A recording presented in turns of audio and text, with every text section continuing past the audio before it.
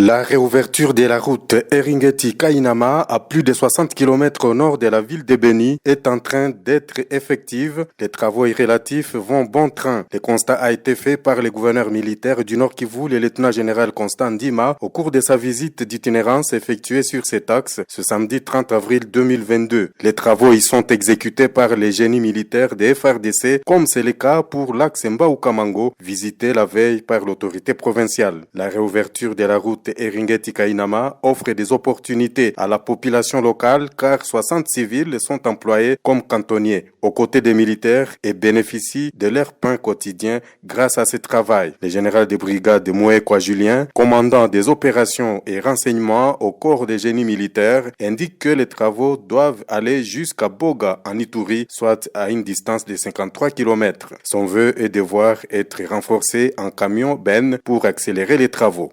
Cette route est très importante parce qu'à l'époque, c'est cette route où il y avait beaucoup de champs qui nourrissaient Eringeti et Beni. Même quand je faisais la route Eringeti-Kainama, la population de Eringeti ne cessait de m'envoyer des messages pour dire qu'ils ont été abandonnés pendant 18 ans, que je vienne les secourir pour ouvrir la route. Nous sommes en train de le faire.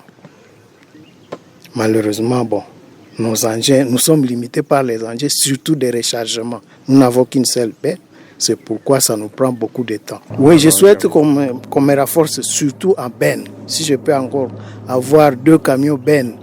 Il s'est de signaler qu'après sa descente d'itinérance et de commandement, le gouverneur Constant Ndima est allé à Eringeti se recueillir devant les tombes des militaires qui ont perdu leur vie pour la nation. Nous venons de saluer la mémoire de tous nos militaires, les officiers comme les hommes de troupes tombés sur le champ d'honneur. Et plus précisément ici autour du secteur Oisha. Nous venions avec vous visiter les positions des militaires, des unités, et nous ne pouvons pas rentrer sans rendre les hommages à nos héros qui dorment derrière nous là. Et notre population doit savoir que son armée est en train de se battre pour elle, afin qu'elle retrouve la paix.